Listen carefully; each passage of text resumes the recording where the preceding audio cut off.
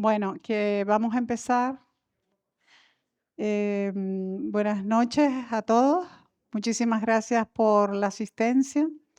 Es un honor para nosotros que estén aquí y sobre todo también dar las gracias a los participantes y a Jorge Díaz, que es la persona que ha hecho posible este acto con la colaboración de Tibisay Domínguez dentro de la casa que está por ahí. Y bueno, y también a todos los ponentes que tendremos la ocasión de escuchar, no solo hoy, sino también mañana y pasado. Están todos emplazados para que asistan estos 3 días. Bueno, decir que el motivo de este encuentro es la celebración del 30 aniversario de la segunda exposición de arquitectura, de escultura en la calle. Esto como saben, se hizo en el año 94 y se celebra, o sea, el año pasado fue el 50 aniversario de la primera exposición. Quiero hacer recordar sobre todo a Vicente Saavedra, que como representante de este colegio fue impulsor de esa magnífica exposición que marcó un camino en el que todavía nos encontramos. En la primera exposición hemos tenido la suerte y el trabajo y el beneficio de contar con 40 obras de esculturas en la calle, en la ciudad, y en la segunda exposición se amplió con 13 obras, de las cuales una está fuera de Santa Cruz, está en Carachico y de Cansaguda. Y también, bueno, aquí en la ciudad hay muchas esculturas, muchos artistas, pero una de ellas, la de Plensa, que es una muy reconocida, que ahora el año pasado se trasladó al parque, que, bueno, que es una artista ya de fama internacional.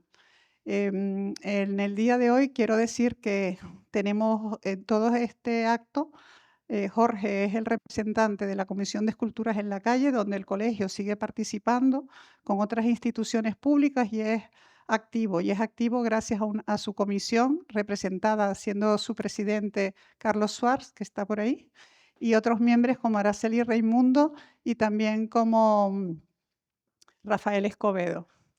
Tenemos una presencia activa, siempre proponiendo obras, proponiendo ideas y decir que ahora mismo se está trabajando en la incorporación de 2 nuevas esculturas, una de ellas de Sisa, y que esto próximamente saldrán a la luz y todo eso por el esfuerzo de esta comisión que participa también con otras instituciones como son Caja Canarias, el TEA, Cultura del Ayuntamiento de Santa Cruz y el Cabildo de Tenerife, que son patrocinadores de todos estos eventos.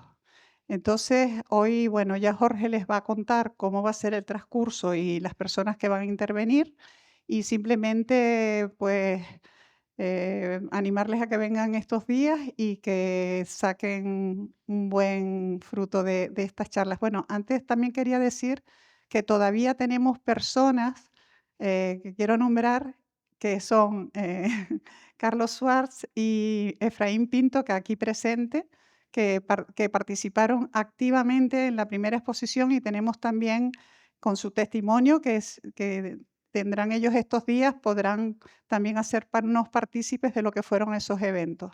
Nada más. Paso a Jorge.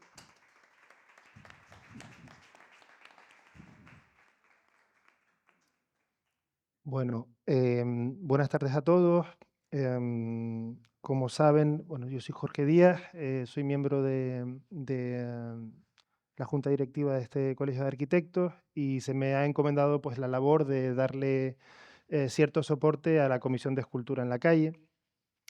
Como soy uno de esos que acaba de casi de aterrizar en un lugar donde hay personas como Carlos o Efraín que llevan viviendo cerca de la exposición desde hace más de 50 años, he tomado algunas notas de cosas que no me gustaría dejarme atrás y que, bueno, quiero trasladarles, ¿no? Antes de comenzar con la mesa de debate. Bueno, es un honor darles la bienvenida a este acto conmemorativo del 30 aniversario de la segunda exposición internacional de escultura en la calle de Santa Cruz de Tenerife, que celebramos en este emblemático espacio el Colegio de Arquitectos de Tenerife, La Gomera y El Hierro. Quiero agradecer y saludar a los representantes institucionales, los que estén aquí y los que no, que han apoyado también esta conmemoración. También quiero agradecer la participación de todos los ponentes que hoy, mañana y pasado nos acompañarán a lo largo de estas jornadas: artistas, arquitectos, arquitectas, historiadores, fotógrafos y otros profesionales que con su experiencia y visión nos ofrecerán una reflexión profunda sobre el legado de esta exposición. Hablar de la Exposición Internacional de Escultura en la Calle es recordar un momento extraordinario en la historia cultural de Tenerife.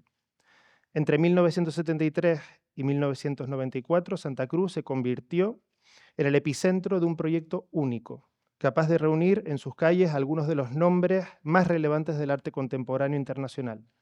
Figuras de la talla de Henry Moore, Martín Chirino, Óscar Domínguez, Alexander Calder, Eduardo Paolozzi, Jesús Rafael Soto, Federico Asler, Joan Miró, José Abad y muchos otros que no solo se dieron sus obras, sino que en algunos de los casos participaron activamente en la materialización de sus obras aquí en la isla, ¿no? Lo que hoy llamaríamos un site specific. Pero ¿cómo fue posible que un proyecto de esa magnitud se llevara a cabo en un lugar tan alejado de los grandes centros culturales de la época? La respuesta está en el entusiasmo, la visión y la dedicación de un grupo de personas que creyeron firmemente en la capacidad transformadora del arte. Vicente Saavedra, Eduardo y Mot Westerdahl, José Manuel Hernández, Carlos Suart, Juan Fernández de Vilalta y el resto de los miembros de la Comisión de Cultura del Colegio de Arquitectos se volcaron en este sueño. Gracias a su empeño y al apoyo inestimable del personal de la casa, figuras como la de María Hortensia Ramos Izquierdo, que hoy nos acompaña, esta iniciativa se convirtió en una realidad. No podemos olvidar tampoco el papel de las instituciones y de aquellas empresas que respaldaron este proyecto colectivo, como el Ayuntamiento de Santa Cruz, el Cabildo Insular y la Caja General de Ahorros de Tenerife, que respectivamente, representadas por don Ernesto Rumeu de Armas, don Andrés Miranda Hernández y don Juan Rabina Méndez, y otras entidades que financiaron y apoyaron la producción y la instalación de las esculturas. Fue un esfuerzo conjunto que trascendió intereses individuales, demostrando que la colaboración es clave para lograr grandes objetivos. El resultado de este titánico esfuerzo fue la creación de una de las colecciones de arte público más importantes no solo de España, sino de todo el planeta. Una colección que no solo embellece nuestras calles y plazas, sino que forma parte de la identidad de Santa Cruz, transformándola en un museo al aire libre que nos pertenece a todos. El impacto de esta exposición fue y sigue siendo inmenso. Santa Cruz no solo se colocó en el mapa internacional del arte contemporáneo, sino que también cambió la manera en que los ciudadanos perciben y habitan los espacios públicos. El arte dejó de ser algo relegado a las galerías y museos para integrarse en el día a día de la ciudad, invitando a la reflexión, la admiración y el diálogo entre la obra y el entorno. En esta conmemoración, que lleva por título La Era del Entusiasmo, en referencia a una conversación telefónica que mantuve con Juan Cruz hace unas semanas, en la que me hablaba del espíritu dominante en el año 73 y que se articula en torno a 3 jornadas, cada una de ellas dedicada a explorar un aspecto distinto del legado de esta exposición. La primera jornada, El Milagro de Hierro, es la mesa que hoy va a tener lugar aquí, con la artista Laura Mesa Lima y el periodista Juan Cruz, donde profundizaremos en la memoria de la exposición y su relación con el espacio urbano y la ciudadanía, y en su proyección hacia el mañana. Mañana, en la segunda jornada, que hemos titulado La colección a través de la cámara, comenzaremos con la proyección del documental Primera Exposición Internacional de Escultura en la Calle, seguida de una mesa redonda con Araceli Raimundo, arquitecta, Carlos Suart, arquitecto y fotógrafo, y Efraín Pintos Bárate, fotógrafo, quienes analizarán cómo la fotografía ha documentado y reinterpretado esta colección, además de mostrar algunas imágenes únicas de ambas exposiciones. Por último, en la tercera jornada, que hemos titulado El arte en el espacio público, Incluye una conferencia de Federico Castro Morales, que es historiador del arte y profesor en Madrid, y una mesa redonda sobre el futuro de esta colección, con la participación de Rafael Escobedo de la Riva, que es arquitecto y secretario de la Comisión de Escultura en la Calle, Sergio Rubira, que es el director artístico de Tenerife Espacio de las Artes, y Patricia Padrón, que es la restauradora y conservadora del organismo autónomo de cultura. También nos acompañará el propio Federico Castro Morales. Y ya para terminar, quiero invitarles a sumergirse en estas jornadas y participar activamente en las reflexiones que se planteen. Creemos que este es un momento para recordar, para pensar en cómo podemos proyectar este legado hacia el futuro. Y hoy celebramos una visión que sigue inspirándonos, una lección de cómo el arte puede transformar ciudades, identidades y comunidades. Muchas gracias.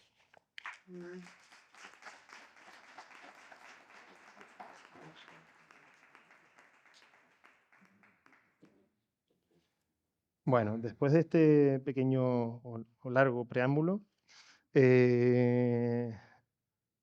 bueno, voy a presentar a los dos participantes en la mesa de hoy. A mi izquierda se encuentra Laura Mesa Lima, que es una artista visual nacida en Tenerife, que trabaja en los límites entre la escultura, la instalación y la exploración conceptual del espacio. Se ha formado en Bellas Artes y tiene una trayectoria, pese a su juventud, ya muy consolidada. Su obra se centra en la interacción entre materiales y formas, generando piezas que invitan al espectador a reflexionar sobre su relación con el entorno. Explora además temas como la memoria, la identidad y la experiencia sensorial, en ocasiones utilizando materiales no convencionales para desafiar las percepciones tradicionales del arte. Su trabajo ha sido exhibido en diversas galerías y espacios culturales, contribuyendo activamente al panorama artístico y contemporáneo de las islas. Muchas gracias. Bueno, bienvenida, Laura. Gracias, bien hallada. Y por otro lado, tenemos a Juan Cruz Ruiz, que me aventuro a hacer una pequeña bio, aunque yo creo que todos lo conocemos desde hace mucho tiempo. Y Juan Biología. es nacido en el Puerto de la Cruz. Es periodista, escritor y editor, conocido por su trayectoria en medios como El País, del cual fue uno de los fundadores en el año 76. A lo largo de su carrera ha ocupado puestos relevantes en el mundo editorial y periodístico, destacándose por su sensibilidad y capacidad narrativa.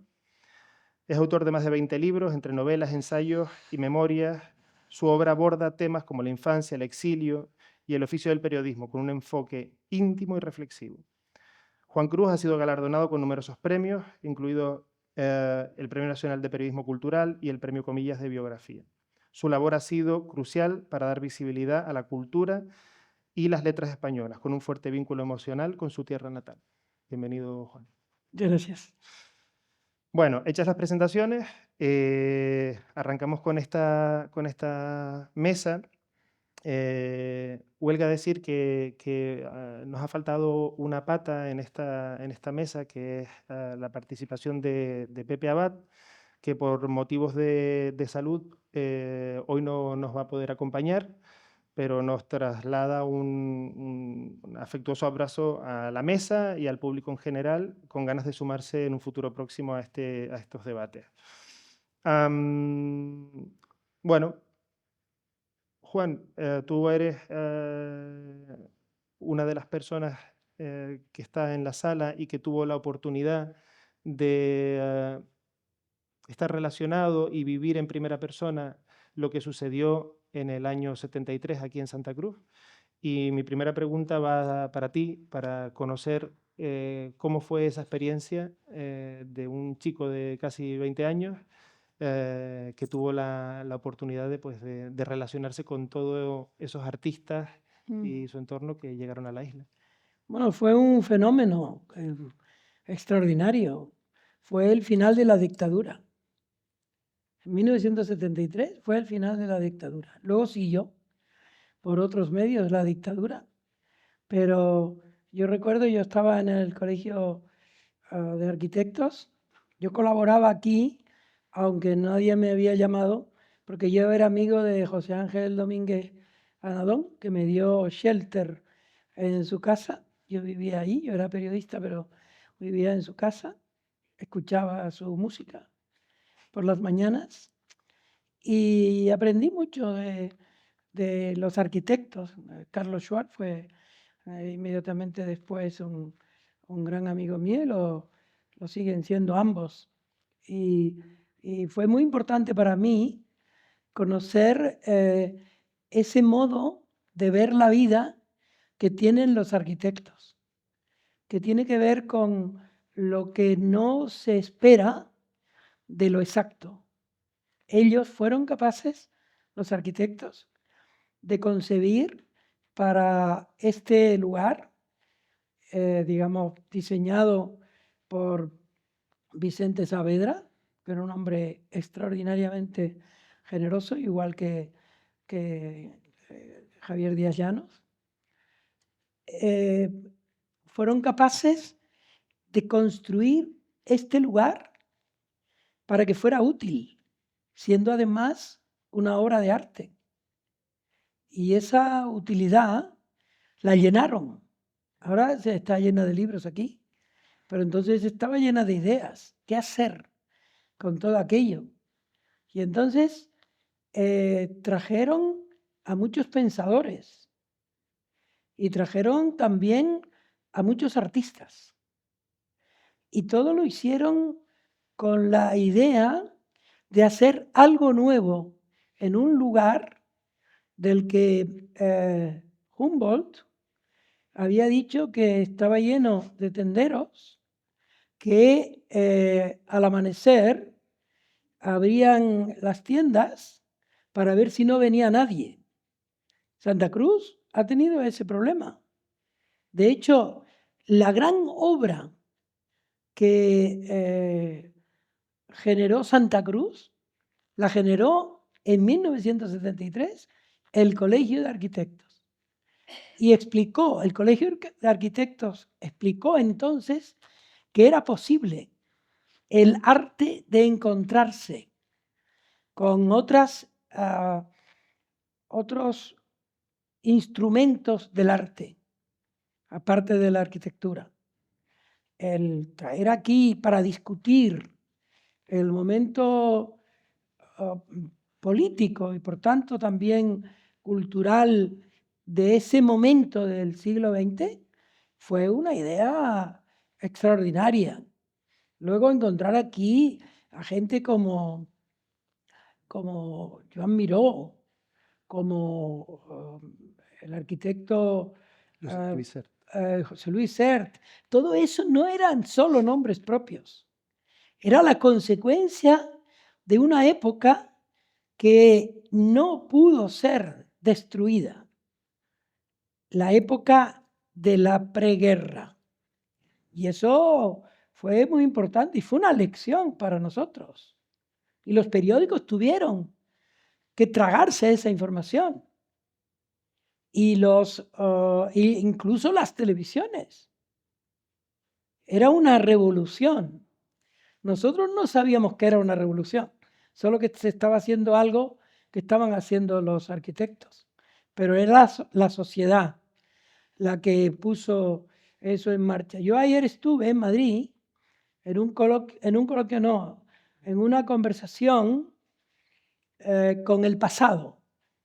Era de un profesor, Jorge no se llama, Javier, y ahora no me acuerdo el nombre, pero la culpa es mía, que está estudiando la figura de Juan Marichal, Javier Moreno Luzón. Está estudiando la figura de Juan Marichal. Tú dices hoy, está estudiando la figura de Juan Marichal, y la gente dice, bueno, ¿y qué? Se ha olvidado por completo. Marichal fue el que organizó con otros el gran homenaje que también dio por concluida la guerra civil en México. El homenaje a uno de los grandes del siglo XX, León Felipe. Y era Marichal el que llevaba allí a Octavio Paz, a muchísima gente. Luego Marichal vino aquí. Marichal era un gran tinerfeño. Fue un predicador de la democracia republicana y luego de la democracia en la parte de acá del siglo, digamos, liberado, ¿no? Y estuve escuchando aquello, yo decía, ¿cómo me gustaría que en el colegio de arquitectos o en el aeropuerto o en algún sitio alguien recordara que aquí hubo episodios que son realmente extraordinarios? No para recordar, sino para seguir. Laura, en tu caso, toda, perteneces ya a otra generación que ha asumido la importancia de la colección de escultura, de las dos exposiciones. ¿Qué ha supuesto para ti en tu proceso formativo, en tu desarrollo como artista, el peso que puede haber tenido, el peso específico que puede haber tenido la exposición de escultura en la calle? Bueno, efectivamente para mí, cuando todo esto sucede, yo ni había nacido. Y no solamente no había nacido, sino que cuando nací, yo soy norteña como Juan, yo soy de La Orotava, natural de La Orotava. Para mí Santa Cruz quedaba lejísimo. Eran esas épocas, los 80, los 90, en los que había una distancia real en la que 40 kilómetros eran 40 kilómetros. Entonces no tuve nunca una experiencia directa desde la niñez o desde la primera juventud con la escultura, porque prácticamente no conocía la ciudad, o sea, mi familia venía a cosas muy, muy puntuales. La primera relación y conciencia de todo el patrimonio escultórico con el que contamos en Santa Cruz y en la isla en general, ¿no? Porque, en fin, yo lo extiendo, ¿no? a toda la isla. Fue ya casi estudiando la carrera de Bellas Artes, ¿no? Cuando sí que me trasladó aquí por los estudios, o me trasladaba diariamente por los estudios, y de repente, de mano de mis profesores, descubro que esta ciudad, que para mí era una ciudad desconocida prácticamente, estaba plagada de grandes nombres y de grandes esculturas a las que yo podía acceder de una manera directa, gratuita, ininterrumpida tantas veces como quisiera, porque formaba parte de la ciudadanía. En ese sentido, para mí, todo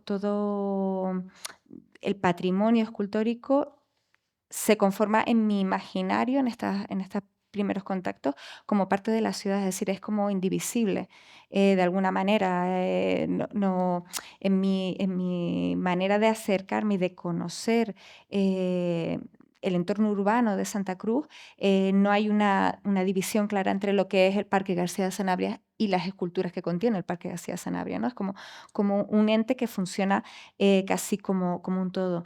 Y en ese sentido se convierte como en algo vital, ¿no? De alguna manera, digamos que el descubrimiento es uniforme, es común y es vital en tanto en cuanto se conformó para nosotros como una de esas pocas obras que podíamos estudiar de primera mano y no a través de libros. No a través de las fotografías, de las reproducciones de las obras, que sí que pasaba en el resto de un poco de obras de arte que estudiábamos, a través de los manuales que, bueno, hoy en día es como mucho más común, con internet más fácil acceder a mucha más información. Yo soy joven, pero no tanto. Quiero decir que yo todavía aprendí con todas esas reproducciones y para nosotros era un lujo el poder pues tener una experiencia de primera mano de obras del calado de las que forman parte de Santa Cruz. Ya ni siquiera, incluso lo extrapolo, ya ni siquiera es el primer simposio, sino es Santa Cruz de algún modo, ¿no? Sí, es cierto que como en tu caso, en el de muchos y las personas que no están vinculadas quizás al arte, hay un desconocimiento de ese patrimonio, ¿no? Ujú. Ah, les quiero preguntar, ¿cómo creen que se percibe y se percibió desde la ciudadanía esa exposición y cómo la entendemos hoy en día? Bueno, Y lo primero era cómo se divertía la gente de la caseta de madera, con toda aquella gente que venía. Y cómo eran aquellos artistas extranjeros. Pero cuenta qué era la caseta de madera. ¿Eh? Que cuentes lo que era la caseta de madera. Ya nadie sabe lo que era la caseta de madera. Yo recuerdo la caseta de madera, y lo conté en un artículo que me pidió. Bueno, sí. Yo no iba a hablar de la literatura. Cuando vino Joan Miró con José Luis Sert, el amigo de Miró era Westerdahl. Westerdahl y Miró se parecían en algo. Y yo los vi hablando, en algo era la ingenuidad y también la mala leche. Ambos tenían al mismo tiempo mala leche e ingenuidad. Y se enzarzaron en una conversación sobre la cebolla, las virtudes de la cebolla. Y durante quizá media hora, ambos estuvieron explicándose lo que significaba la cebolla en el arte. Si quiere, lo tengo aquí y me permite. Por supuesto. Porque Carlos me mandó esto el otro día. Y yo dije, caramba, esto era interesante. ¿Por qué la cebolla? Eduardo sostenía que, voy a poner aquí, con Pérez Minic habló nuestro amigo Miró de las formas de los gallos y de las vacas. Pero aquella noche en que hablaban con tanto ánimo Miró y Westerdahl era la noche de la inauguración y nosotros teníamos la obligación profesional de estar en todas las salsas, quiere decir nosotros los periodistas. Así que cometimos la indiscreción de acercarnos a aquella charla que protagonizaban el crítico y el artista. La conversación giraba en torno a la cebolla. Eduardo sostenía que la cebolla era el símbolo secreto de la belleza que es capaz de producir la tierra, aunque en su exterior mostrara su legendaria humildad. Miguel Hernández no la supo ver, porque la situó como metáfora de la pobreza. Es una pobreza engañosa, decía Miró, que era también agricultor, que disfrutaba extraordinariamente con el giro que tomaba la charla, porque él tenía ideas muy penetrantes y muy debatidas sobre la cebolla. En realidad, decía el artista, la cebolla es también surrealista, porque alberga en su interior una perfección que desmiente su apariencia. Y de eso trata el surrealismo, de guardar en recipientes extraños la mayor sorpresa y también la sorpresa más bella, la simetría más extraña y a la vez más poderosa. Westerdahl le seguía. Se quitaban la palabra y se animaron tanto que Joan Miró se levantó de su asiento, alzó sus pequeños brazos como si fueran aletas en medio de la atmósfera de pescado de aquella caseta y empezó a dibujar en el aire las volutas de la cebolla. Tú puedes imaginar a este hombre puñetas. Y además decía, si usted corta una cebolla por la mitad, comprueba que su simetría, se llamaban de usted, que su simetría perfecta no existe en ningún otro producto de la tierra. Y decía Westerdahl, ni en ninguna otra obra de arte. Le ayudaba Westerdahl. Es que es una obra de arte, recalcaba Miró. Es una obra de arte cuando se corta por la mitad. Y siempre. Satisfechos, los dos veteranos compañeros de la historia central de las nuevas formas del arte de España ya ingresaron en otro asunto, pero pusieron ahí, en la ingenuidad profunda de aquella charla sobre la simetría de la cebolla, una de las metáforas más vivas que ha dejado en nuestra memoria, me refiero a la mía, el calado profundamente cultural esencial de aquel acontecimiento. Ese acontecimiento fue un acontecimiento total. Entonces la palabra total se decía mucho, decían mucho los artistas. Pero total quiere decir también generoso.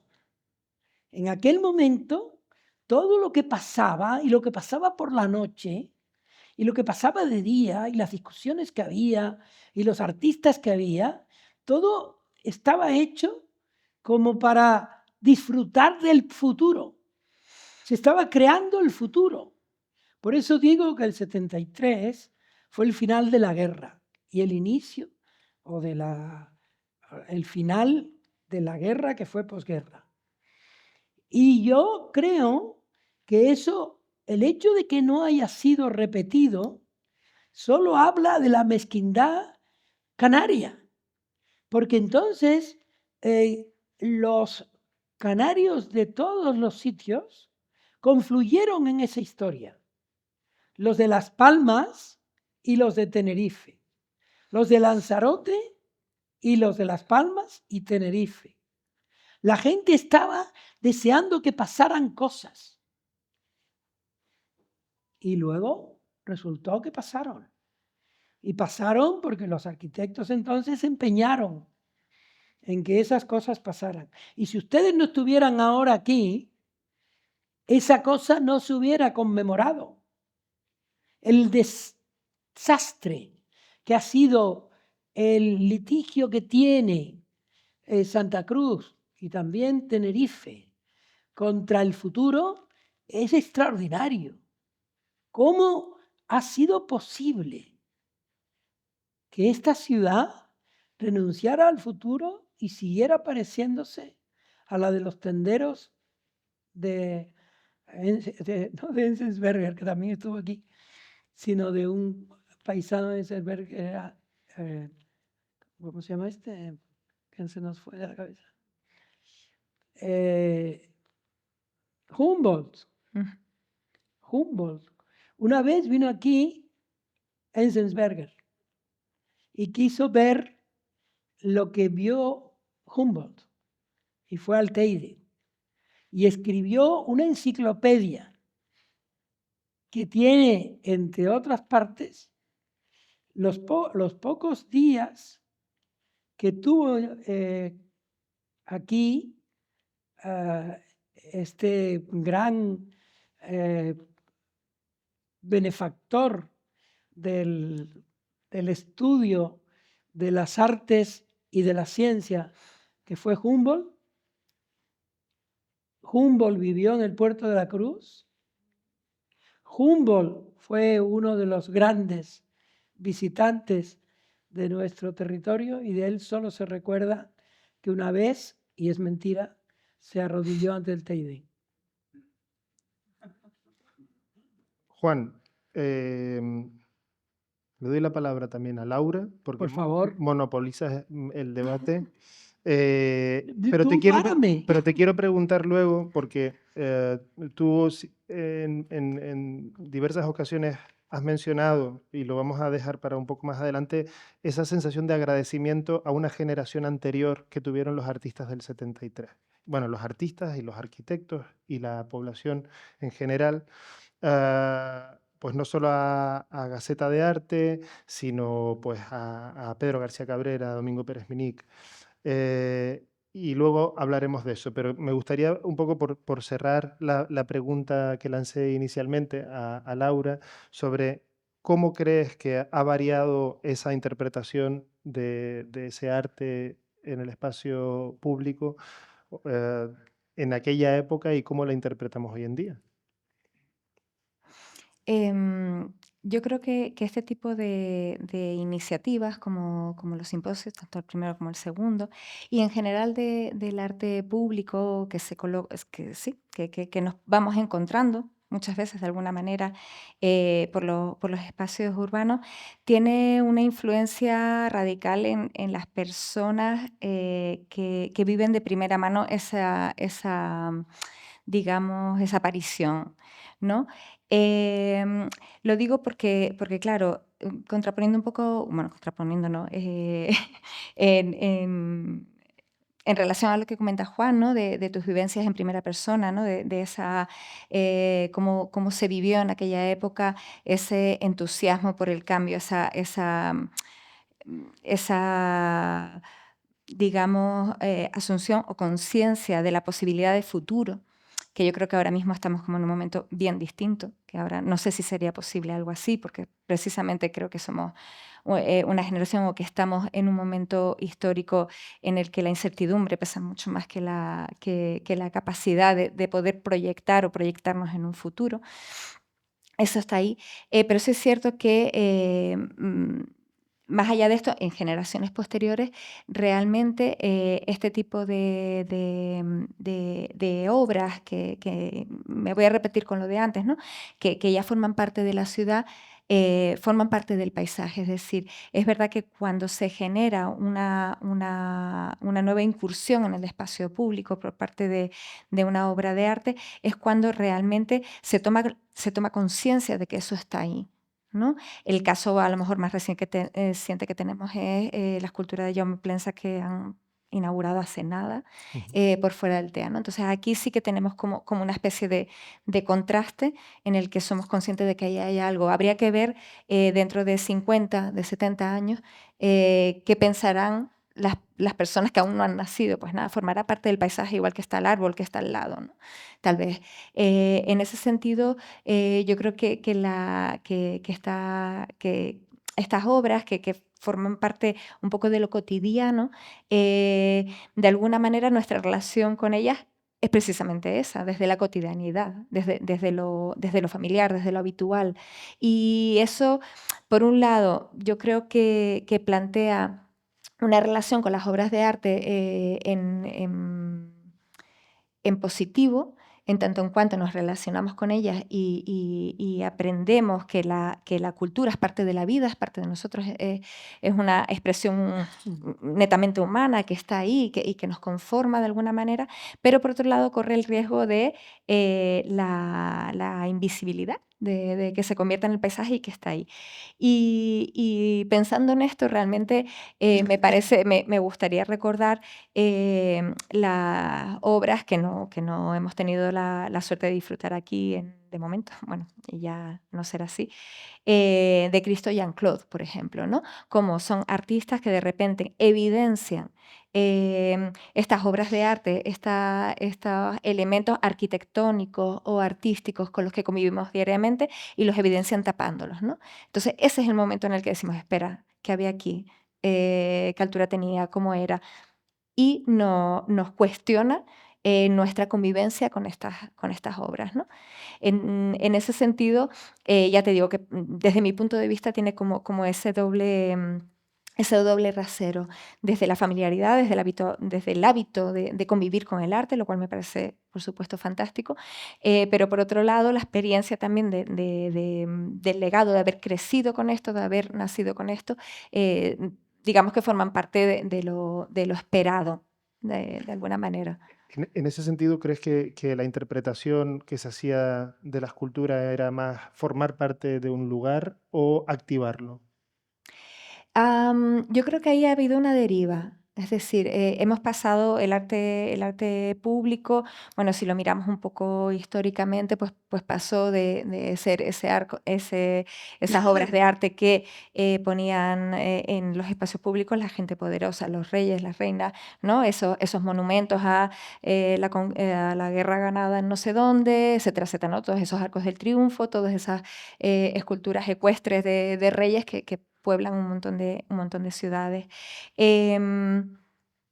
Desde luego de ahí ha pasado, yo creo que hubo desde luego a lo largo del siglo XX, estas obras se han articulado de una manera más jerárquica, en tanto en cuanto, digamos, distintas instancias públicas pues, deciden colocar determinadas situar determinadas obras de arte en lugares, pero son obras de arte que muchas veces no están pensadas para ese lugar, sino son obras de arte per se. Entonces es ese concepto de el museo en la calle. Vamos a quitar las paredes del museo, ponemos las obras de arte en la calle y acercamos el arte o tratamos de generar un vínculo más potente, más cercano entre la ciudadanía y el arte. Con esa cosa también como medio arquitectónica, ya que estamos aquí, de eliminación de los límites físicos del lugar cerrado. Yo creo que ahora mismo estamos en un momento en el que lo que se pretende o lo que se espera es la activación, que es un poco lo que tú comentas, ¿no? No tanto la relación de cercanía del espectador a una expresión artística que históricamente está metida en un museo, sino la activación entre la obra de arte, el lugar y las personas que habitan ese lugar y por tanto habitan la obra de arte de algún modo, ¿no? Me parece que las dinámicas van por ahí. Desde luego, todo hay que leerlo desde un punto de vista hermenéutico, es decir, el simposio del 73 funcionó funcionó en el 73 porque se hizo en ese momento, en ese contexto que muy bien narra Juan y que era un contexto que, tal y como lo cuentas y como lo leemos, la gente más joven, era un contexto casi que efervescente, ¿no? Donde todo podía pasar porque todos tenían ganas de cambiar las cosas, ¿no? Tenían la posibilidad, la conciencia de que eso era posible. Entonces, me imagino que no tenían, los límites los ponían las circunstancias y el cansancio Es y curioso, poco más, ¿no? no sé si puedo interrumpir un Sí, claro, segundo, por supuesto. pero se me ocurre que una de las razones por las que eso funcionó es porque había como 3 generaciones queriendo lo mismo, Ujú. queriendo una nueva alegría, ¿no? Era el final de una época horrible y luego hubo algo que esas personas que estaban y que luego tenían que haber sido relacionadas con el pasado, pero también que tuvieran algún sitio en el futuro, esas personas luego fueron realmente ninguneadas, terriblemente ninguneadas. Porque, por ejemplo, ¿tú crees que pudo ser, gracias amigo, pudo ser posible que la calle en la que vivió toda su vida Domingo Pérez Minic tuviera un nombre abstracto, que no tuviera nada que ver con la presencia de este hombre ahí? ¿O que Westerdal pasara sin pena ni gloria su museo, que pudo haber sido un gran museo en el Puerto de la Cruz y que está pidiendo por puertas? Es decir, la falta de importancia que se le ha dado en Canarias al porvenir del arte, al arte como porvenir, es realmente extraordinario. Ujú. Es algo que te muerde la garganta. Bueno, a mí me parece, ¿no? Sí, desde luego yo creo que mm, como todo, digamos, se dan confluencia de vectores y que nosotros, digamos, como agentes activos que estamos aquí, ¿no? Trabajando y que estamos interesados y que trabajamos en torno a la cultura, un reto es establecer como o fortalecer los nodos de conexión que puedan haber entre generaciones y entre apuestas que han funcionado y que funcionan y también relacionarlas con las nuevas generaciones, las nuevas tendencias, las nuevas maneras de estar en la ciudad, las nuevas maneras de entender el arte, generar esa vinculación es un poco lo que hace que el contexto tenga sentido, lo que hace que se genere realmente una una red suficientemente fuerte como para beber del pasado, para extraer todo lo bueno de ahí y con esa fuerza poder continuar también dando cabida, dando libertad y dando empuje y a lo mejor esa energía o esa capacidad de futuro que nos falta, ¿no? Pero Muchas Laura, veces. es que nosotros tenemos en Santa Cruz de Tenerife un museo importante, Ujú, muy importante, al que le dio vergüenza en un momento determinado llamarlo Óscar Domínguez. ujú. ¿Qué es esto? Es decir, es como una especie de evocación de la maldad por gusto. Porque Óscar Domínguez qué le hizo a los organizadores del museo, si estaba muerto. Pues Pero supongo que su nada. arte está, ¿no? En serio. Sí, sí, Para supongo. mí es uno de los episodios más tristes, que no haya habido una manifestación, una búsqueda de culpables de esa destrucción de valor, ¿no? Ujú.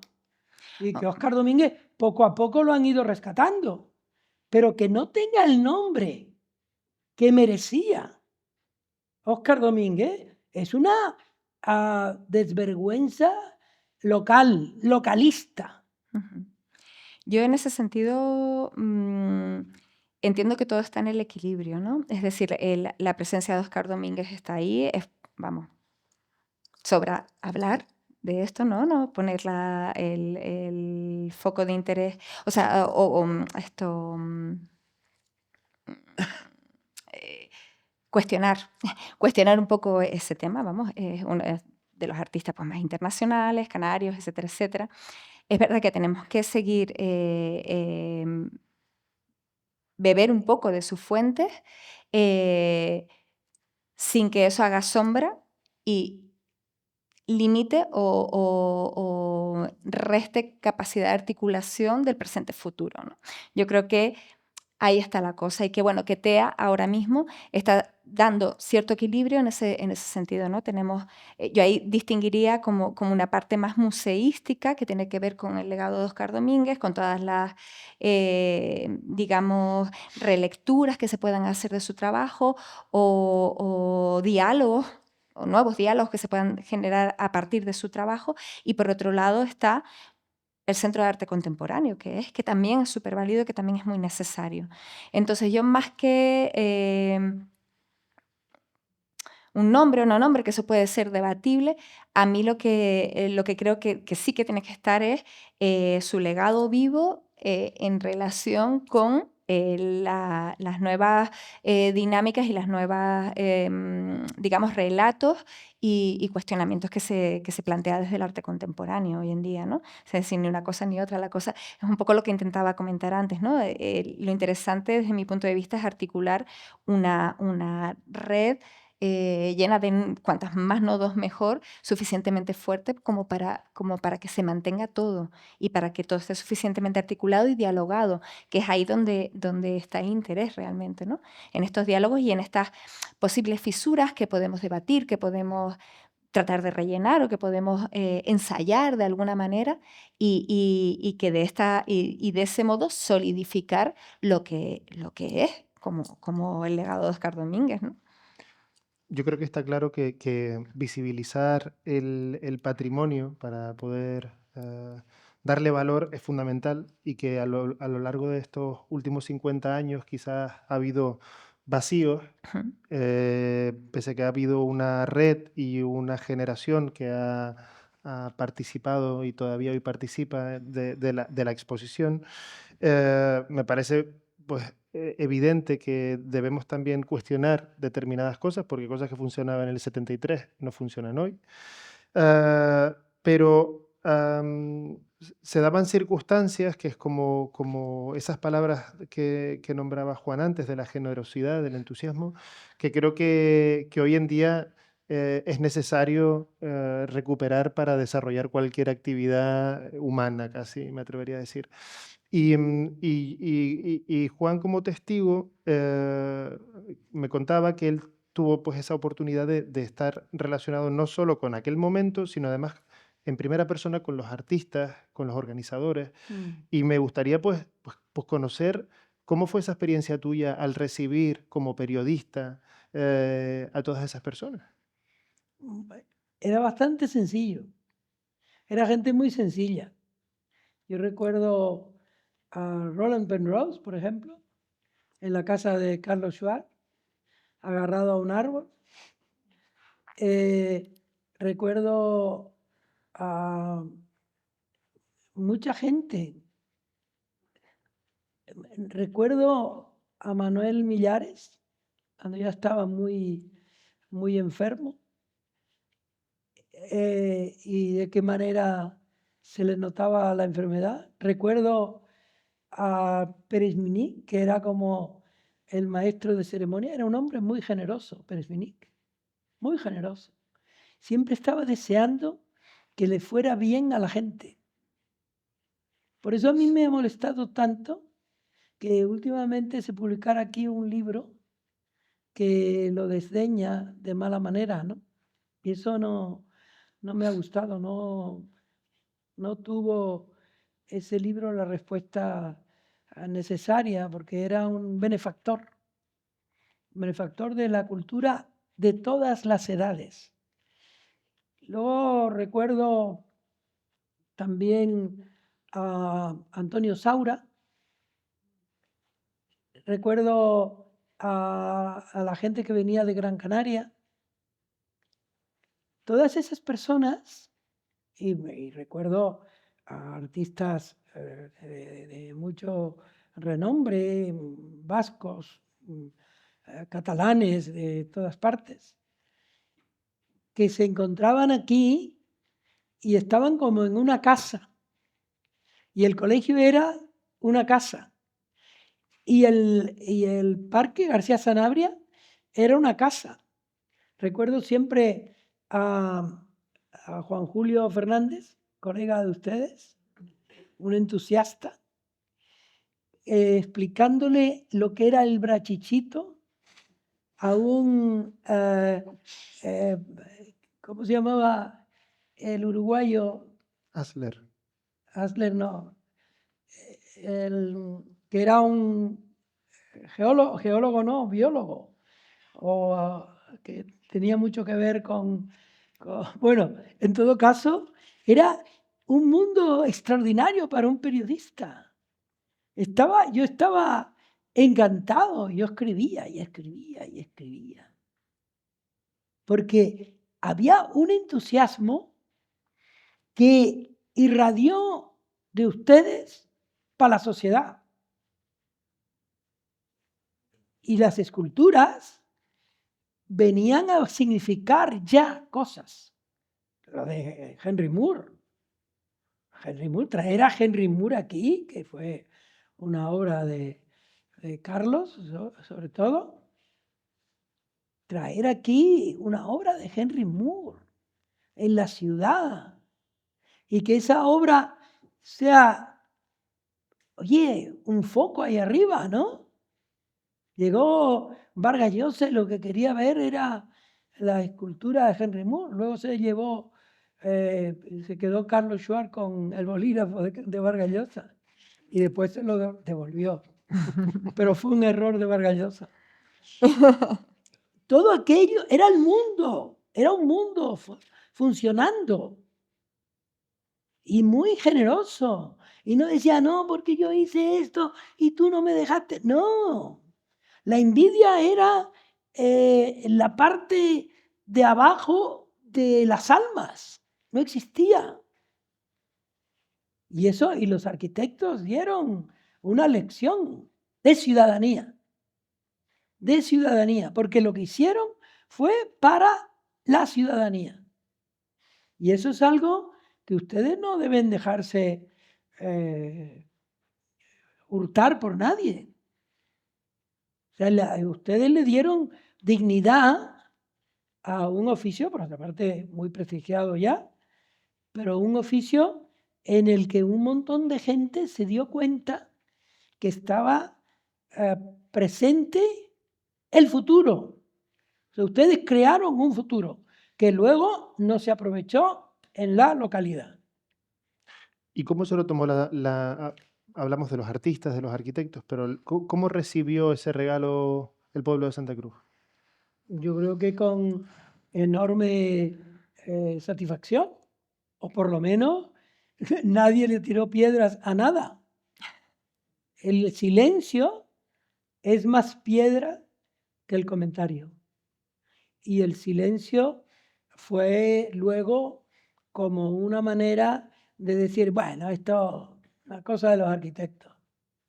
Que no sé ni siquiera que ellos sabían que era de los arquitectos. La indiferencia empezó en 1975, cuando ya la gente empezó a colocarse, a ver en qué lado político se colocaba, ¿no?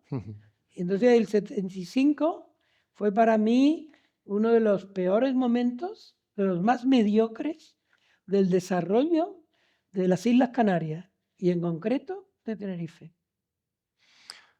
Es cierto que en aquel momento la iniciativa que se tuvo desde el colegio de invitar a que los artistas desarrollasen sus piezas aquí, no que mandasen un trasto desde no sé dónde, sino que viniesen y creasen aquí. Y Carlos en alguna ocasión me ha contado cómo el parque se llenaba de por expand de Federico Asler por todos lados, ¿no?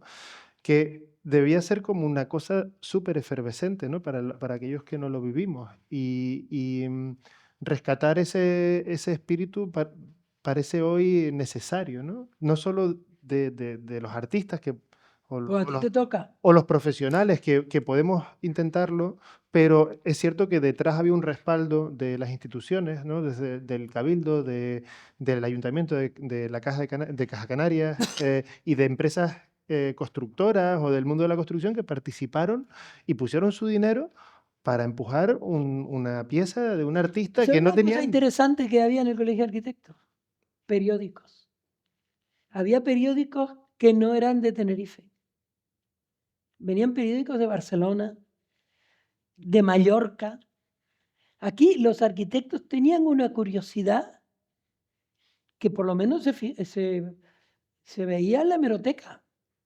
Y yo venía aquí a leer el Telexpress, que era un gran periódico catalán. O sea, aquí ustedes montaron un tesoro que sigue existiendo. Lo extraño es que siga existiendo.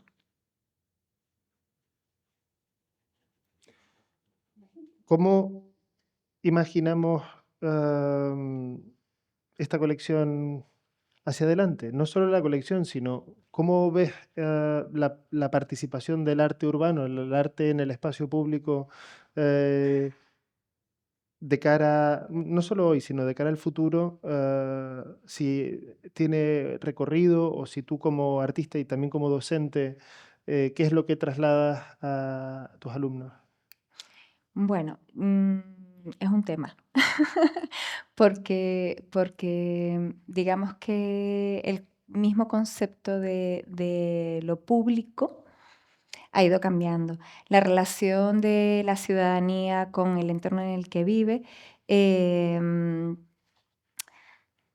digamos, ha ido evolucionando y en gran parte de los casos, cada vez esa relación, desde mi punto de vista, o sea, positivamente, es más exigente. Es decir, ya la ciudadanía no acepta que se le coloque cualquier cosa en la plaza del barrio o en el parque o en la calle o después del auge del rotundismo que tuvimos a finales del siglo XX, ¿no? Sobre todo ahí en aquella burbuja que en ese caso fue terrible. Yo creo que necesariamente el arte público tiene que pasar por la relación con la ciudadanía, con los habitantes y las habitantes que van a asumir como suyo esa obra de arte y por supuestísimo con el lugar. Sí, ahí tiene que haber una triangulación que de alguna manera funcione, en tanto en cuanto el artista o la artista priorice de alguna manera estos vínculos de afectación con el espacio y con las personas que van a pasar por ahí.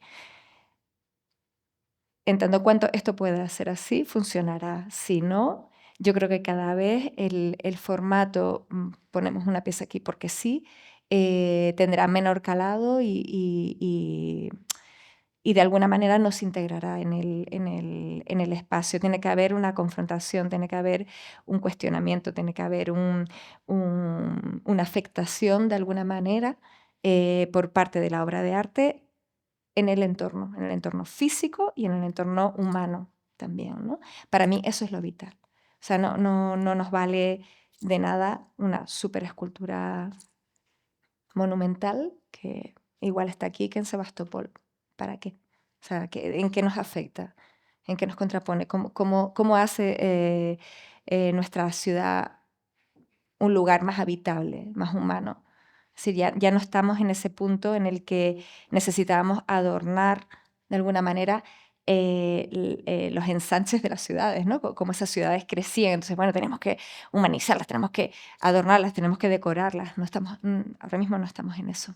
Es mi punto de vista. Entiendo que, bueno, le sucede lo mismo a la arquitectura, ¿no? Que no se entiende o tratamos de no entenderla fuera de su contexto, ¿no? Exacto. De sus condiciones y del lugar en el que se va a emplazar, de su programa, etcétera, ¿no? Ujú.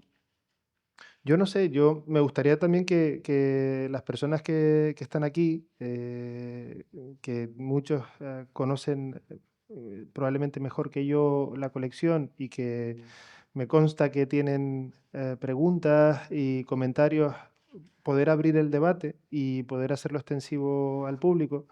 Así que no sé, si les parece, podemos ya incorporar a ese tercer participante como el público. Le damos un micro a Felipe, por favor. No, pero mejor. Micro. El Pero micro. están grabando. ¿Me oye? Yo tengo el orgullo de venir aquí cuando se inauguró este colegio. Estaba estudiando en Las Palmas, era el delegado, y el Colegio de Arquitectos de aquí invitó a los que íbamos los más adelantados a venir a la inauguración. Vi la charla de José Luis Sert, que me quedó encantado, estaba Miró, estaban todos. Y por cierto, le doy un voto a José Ángel Domínguez Anadón, que fue presidente y pudo hacer un colegio más demócrata, José Ángel. Bueno, porque las juntas aquí eran a muerte. Gracias. Cuando veníamos de Las Palmas contra los de Tenerife, era a muerte aquí, ¿eh? Y el juego y la palabra del ping-pong era muy de José Ángel Domínguez Anadón. Si vamos a jugar al ping-pong, yo gano, porque era verso fluido y rápido. Un voto a José Ángel. Luego, yo me levanté a hablar y a José Luis Ser le hice una palabra y le dije, ¿y usted quién es? Yo soy el delegado, tal, no sé cuánto. ¿Y dónde están los profesores de la universidad, de la Escuela de Arquitectura de Las Palmas? Dije yo, no han venido. Pues pónganse en huelga, dijo José Luis Ser. Y a mí me pusieron en proa. Llegué a Las Palmas, Pérez Parrilla, en paz descanse, y Cáceres, me amargó la asistencia y gracias a Dios pude el expediente trasladarlo a Madrid. Cuando llegó a Madrid fue la liberación completa. En Madrid, cuando se presentó en el hotel, si me acuerdo, Carlos, era al lado del Bernabéu, el hotel, bueno, yo fui como estudiante, entonces interveniste tú, estaban todos en la mesa explicando que Tenerife iba a tener una serie de esculturas en la calle y cuando terminamos yo me acerqué y dijiste tú, esto hay que proyectarlo, si no, esto se hace invisible. Y empezaste tú a hacer unas crónicas en el periódico porque al día siguiente salió una pequeña referencia en el ABC. Santa Cruz de Tenerife quiere montar unas exposiciones en la calle. Esa invisibilidad fue cuando ya después de profesor de análisis de formas en Madrid, el catedrático, en paz descanse, nos dio a cada uno un papel para ir, un papel para la policía por si nos paraba, porque íbamos a hacer dibujos de la escultura de Chillida debajo del puente de la calle de la... Bueno, efectivamente. Castellana, año 75, acaba de morir Franco. Me acuerdo, en octubre. Aparece un Z, se baja y varios alumnos dibujando. ¿Quién es el profesor? Yo le di permiso y tal. Entonces, la charla a todos los profesores, conmigo estaba Juan Bordes, compañero dando clases, ¿no? Y yo dije, entonces Javier Seguí, ya me salió el nombre, dice, no, porque vamos a... Y Javier Seguí hizo aquí las milicias universitarias de Alférez. Y sabía, digo, no, donde hay un montón de esculturas en la calle es en Santa Cruz de Tenerife. Y los demás profesores dicen, ¿qué estás diciendo? La invisibilidad. Lo que tú decías, esto hay que proyectarlo, si no se queda en nada. Y entonces, efectivamente, eso es la tónica de la proyección que hay que hacer, porque si no esto se queda, bueno, que tienen en Santa Cruz escultura en la calle, los profesores arquitectos de Madrid, ignorantes. Entonces tú tuviste que empezar a decir en tus medios, los más medios que tú dominabas, que se hacía, y eso fue la atracción de muchos, porque yo hablando con Carlos Suárez, había un pique entre Chillida no quiso exponer aquí, porque decía, si está Iturralde, yo no voy. Y Carlos lo puede contar. Esos eran los piques entre uno y otro. Entonces, si uno viene, dice, no, acá ha venido otro, pues yo voy. Que ha venido Miró, pues yo voy. Pero siempre tenía que ver uno de primera división. Y eso es una labor que hicieron todos ustedes poco a poco, nada más.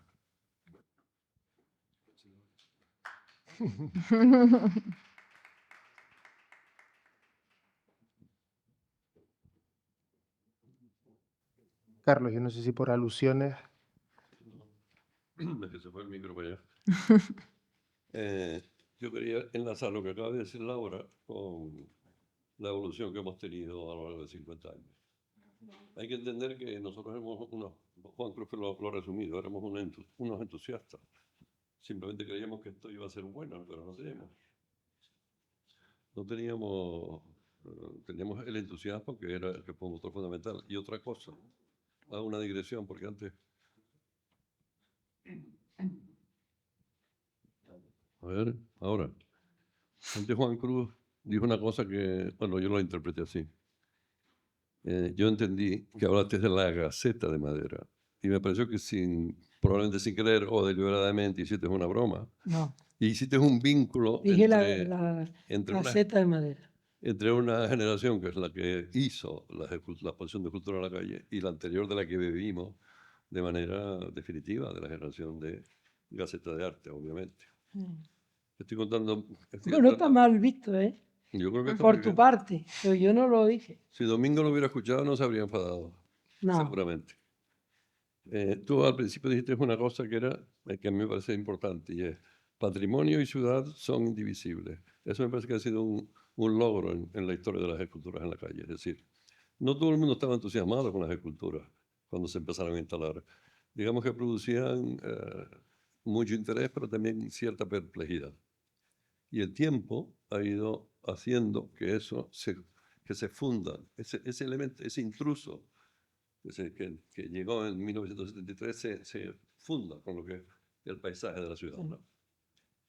Y por otra parte, con respecto a lo último que has dicho, una de las ideas que nosotros teníamos era hacer una exposición que era provisional, es decir, evidentemente la obra del parque era una obra para quedarse, pero las obras de la Rambla, muchas de ellas, se plantearon con el horizonte de ser trasladadas a lugares. Es decir, había un objetivo que me parece que fue muy ambicioso, que era recuperar o intervenir en espacios urbanos con el apoyo de la aportación de esa cultura.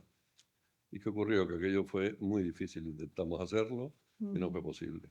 Entonces ahora hemos apostado por un itinerario. De hecho, ahora se piensa en todo ese conjunto que está en el parque municipal, el eje de la Rambla, que lo conecta a otro parque, que es el de la Granja, que ya tiene 2 obras y puede tener más en el futuro.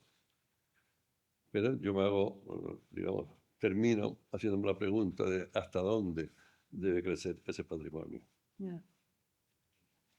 A mí me gustaría, si es posible, decir algo que me estaba pensando ahora.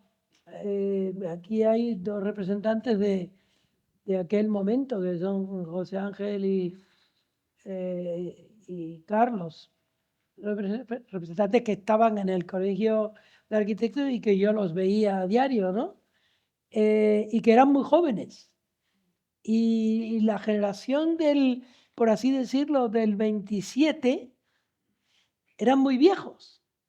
Pero había un ensamblaje casi milagroso.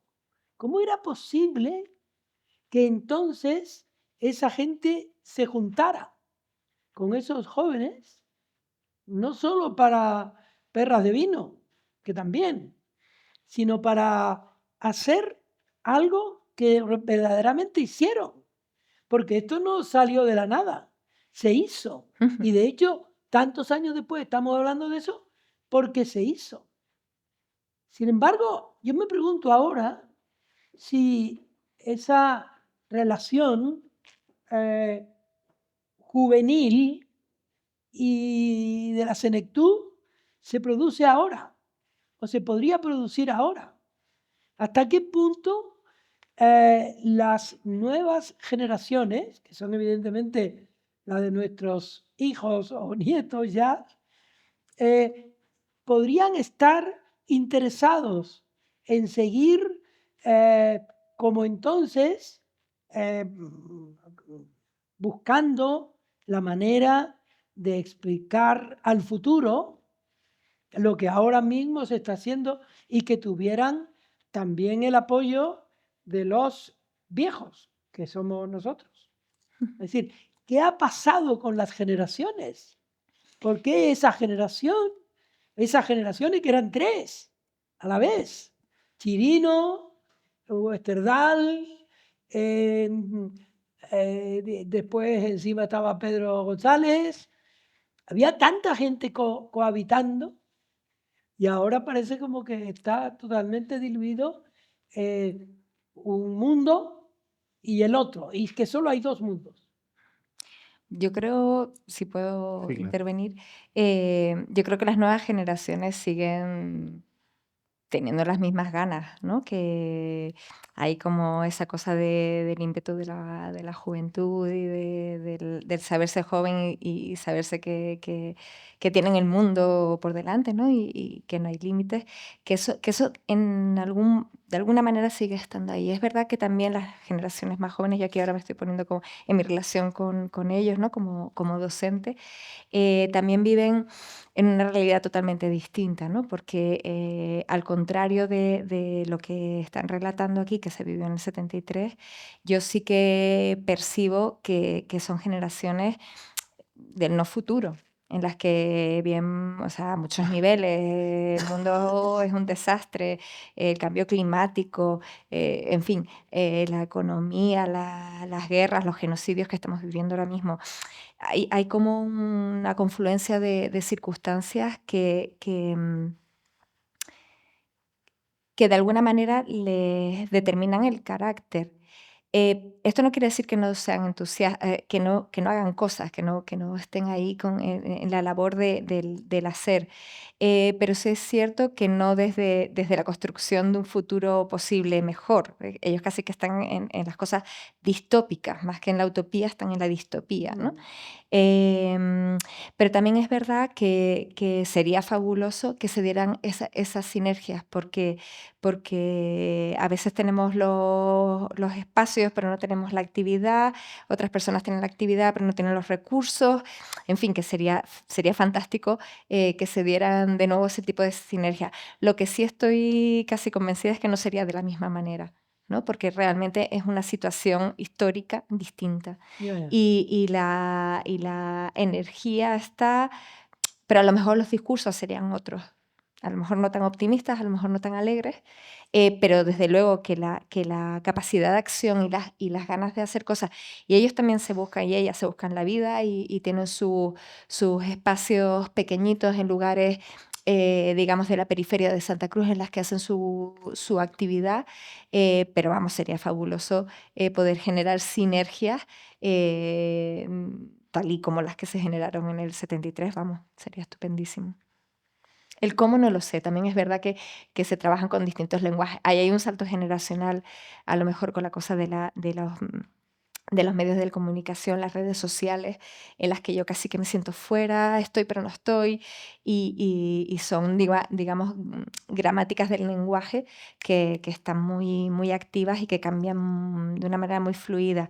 Sin embargo, por debajo de eso, y yo creo que está sucediendo un poco como contrapunto, ¿no? Como este péndulo histórico que siempre va de un lado para otro, está surgiendo cada vez más una necesidad del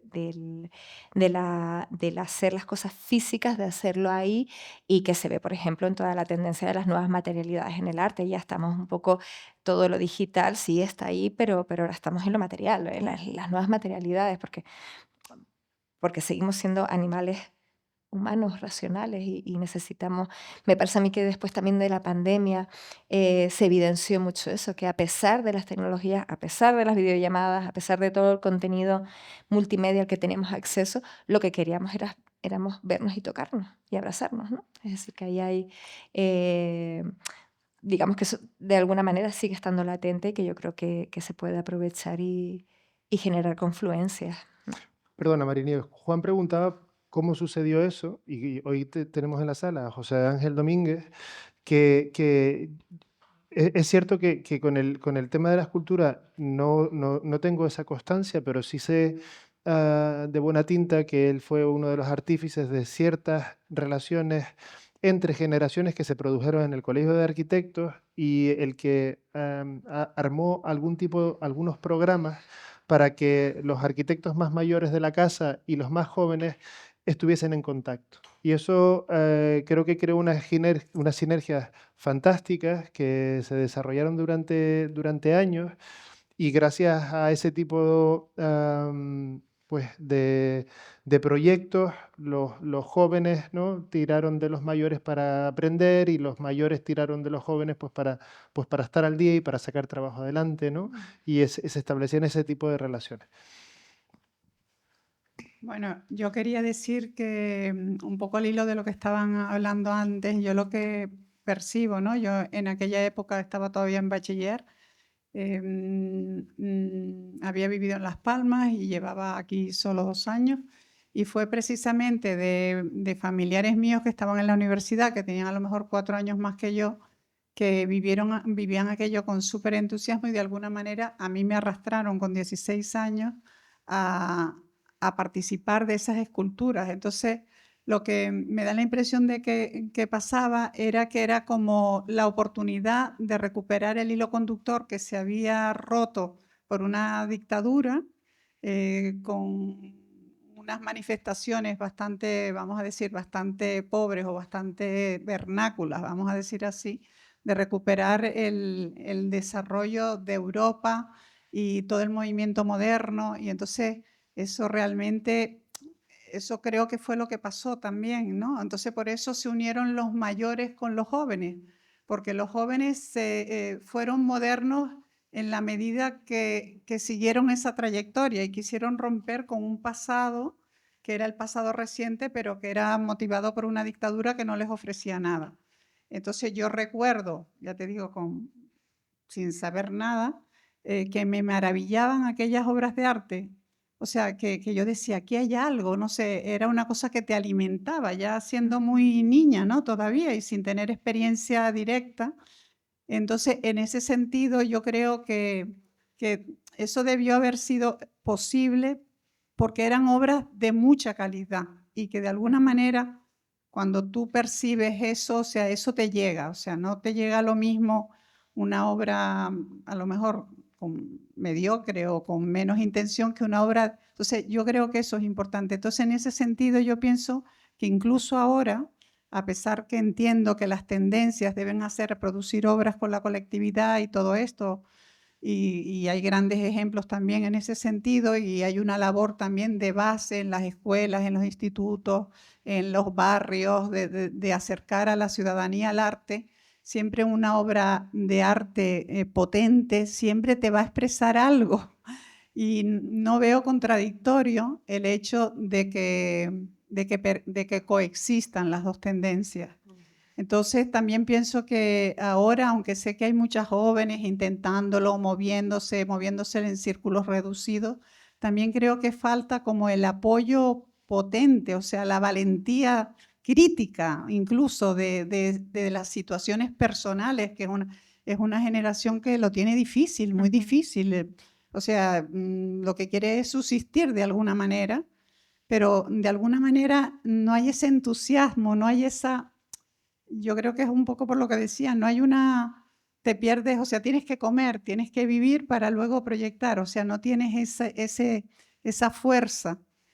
Y yo creo que ahí realmente volverá a ser potente en la medida de que esas conciencias se despierten y sean capaces de reivindicar algo sólido. Entonces de ahí puede salir algo muy potente porque, claro, son momentos duros, pero hoy en día lo estamos pasando mal, pero no lo suficiente mal porque todavía tal, o sea, estamos como en un periodo incierto. Y yo creo que eso es lo que demuestra que el arte ahora mismo no sea potente, pero yo sigo viendo esas esculturas en Santa Cruz y digo, chapó, no sabemos lo que tenemos, o sea, no lo hemos valorado, estoy de acuerdo. No se ha hecho suficiente difusión desde las escuelas de eso, y eso sí que lo considero triste. Pero que es una cosa que nos ha pasado en los Canarios, nos pasa, porque parece que no somos capaces ni de valorarnos a nosotros mismos. Eso sí considero que es un error y que es no sé, que es muy negativo. Pero el otro día vino a jugar la selección española y las entradas se vendieron en 1 minuto. Todas las entradas. Yo creo que lo que no ha habido es la continuidad del entusiasmo. ¿Por qué? Pues porque la política estaba mirando para otro lado. Y entonces no era la política, era la ciudadanía liderada por el Colegio de Arquitectos, sin que el Colegio de Arquitectos se hubiera puesto la bandera de que la estaba liderando, que quería que una ciudad que tenía a su disposición un montón de cosas que no se habían activado, empezaran a activarse. Y que fuera una ciudad más bella, una ciudad más congruente con lo que en definitiva debe ser una ciudad. Es un lugar habitable en el que da gusto estar. Entonces, el único monumento que había aquí era un monumento que está ahí abajo todavía y alguna que otra cosa. Y cruces, muchas cruces. Siempre ha habido aquí muchas cruces. Y sin embargo, los arquitectos, que son gente por otra parte no muy alabada ni muy querida, tampoco es que lo estén buscando, porque también hay algunos que no quieren ser queridos. Pero bueno, lo cierto es que consiguieron de Santa Cruz una ciudad distinta. Una ciudad en la que había una refinería y que además había que aguantar. Los asmáticos la teníamos que aguantar. Y Tenerife, Santa Cruz de Tenerife, tuvo un sitio maravilloso que también hizo, por cierto, Vicente Saavedra. Tembel. Y Tembel se fue al carajo y nadie ha hecho una manifestación. Nunca. El Puerto de la Cruz, que es una ciudad maravillosa, que tuvo una sola desgracia, que es que yo naciera allí. El Puerto de la Cruz es un sitio realmente extraordinario, que tiene un lugar que se llama el sitio Litre, que en realidad era el sitio Little, donde se inventó el plátano canario. Ahí se inventó el plátano canario. Y es un sitio maravilloso para al que hay que entrar como si estuvieras entrando en otro país chiquito y que la gente no conoce. Y el Puerto de la Cruz tiene un instituto que se llama el Instituto de Estudios Hispánicos que no puede colocar los libros. No tiene estanterías. Aquí hay un montón de estanterías. Es decir, Tenerife está lleno de fallos contemporáneos, de ahora. No es una cosa de los viejos que estábamos. No. Es tangible. La ciudad es una ciudad muerta por la noche. No es una cuestión de... Y cuando estuvo viva fue porque una entidad que luego tampoco ha tenido muchas medallas, que es el Colegio de Arquitectos, pone en marcha la escultura en la calle. Una idea que luego dejaron de transitarla los que pudieron haberla mantenido gracias al erario público. Entonces, a mí siempre me ha parecido una pena. Siempre me ha parecido una pena. Cuando tú me dijiste que viniera a hablar, y yo te dije todas las cosas que te dije, es porque la tengo dentro de mi piel y de mi corazón. Ese momento. Porque ese momento no ha sido resucitado.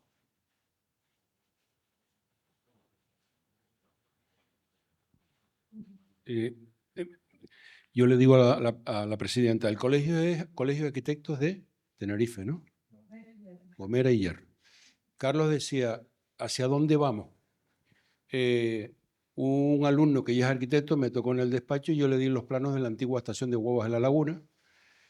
Y por cierto, va a ir a la policía y al Ayuntamiento de La Laguna le he dicho que me devuelva una escultura que tengo adosada en un lado, ¿no? La Laguna no tiene ningún museo de arte contemporáneo. Yo creo que el Colegio de Arquitectos debería presentarse en el Casino de La Laguna como se presentaron ustedes en Madrid, es decir, señores, ¿quieren que nosotros potenciemos la escultura en la calle en La Laguna para ir dando saltos? No, Santa Cruz ya está mirando dónde, pero hay que dar el salto del Colegio de Arquitectos de Tenerife y después al Puerto de la Cruz. Yo creo que eso es una idea que se debería fomentar, presentarse como se presentaron en Madrid, para diciendo, ya Santa Cruz está empetada, ¿no? Digo yo. Yo creo que eso es una pregunta recurrente, ¿no? que mucha gente se hace sobre la dirección que puede tomar la colección. Y bueno, yo creo que aquí Carlos como presidente pues puede dar alguna pincelada de... Es una pregunta que nos hacemos hace ya algún tiempo, ¿no? Es evidente que ese patrimonio no va a crecer indefinidamente. Es decir, voy a poner un ejemplo, si quieren una caricatura. El ejemplo del Puerto del Rosario no debería ser el modelo. Esto que citaste tú antes de la rotonditis, es decir, incluso yo he observado eso en una ciudad de la envergadura de Oviedo. Probablemente el Premio Príncipe de Asturias las condicionó negativamente en tanto en cuanto se van incorporando obras una detrás de otra y llega un momento, la percepción mía fue, aquí hay un exceso de escultura. Es decir, hay que tener cuidado. Y en ese sentido se ha reflexionado algo, lo ha dicho Felipe, en la medida en que quizá esto que se inició en Santa Cruz, ¿por qué no convertimos en vez de la ciudad de las esculturas, la isla de las esculturas? Y de hecho ya se han dado pasos de manera, en muchos casos, diría Garachico, azarosa. por ejemplo. Garachico. Garachico, eso fue, habría que contarlo. Yo en principio lo contaré mañana en la consulta con Jorge Train. Pero por una razón u otra, gracias a Vicente Saavedra hay una obra de Asler en La Laguna y otra en Tembel, desgraciadamente en Tembel. Pero quiero decir que ya se han iniciado, por las razones que sean, pero se ha iniciado esa exportación o ese dirigirse a otros lugares. A mí me parece que es un interesante objetivo, ¿no? Pero probablemente hay que tener mucho cuidado en cómo se aborda ese proyecto. Es decir, yo creo que habría que optar más por la ilusión que tuvimos en el 73, de que pensemos en qué intervenciones caben, reflexionemos, no es aquello del mueble, una palabra que se manejó en el simposio, en el primer simposio, ¿no? Que he citado yo conversaciones con Araceli recientemente. Es decir, no es tanto colocar un mueble, es decir, esto requiere un proceso probablemente ahora más exigente de lo que fue inicialmente, que ese entusiasmo o ese afán de acumular, no, hizo cometer algunos errores que no hay ninguna duda al respecto, ¿no? ¿Cómo lo piensas?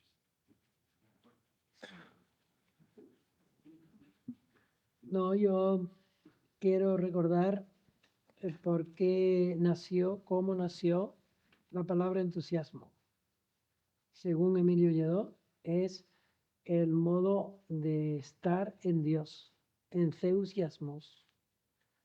Si nosotros imploramos a Dios, a lo mejor Tenerife recupera el entusiasmo.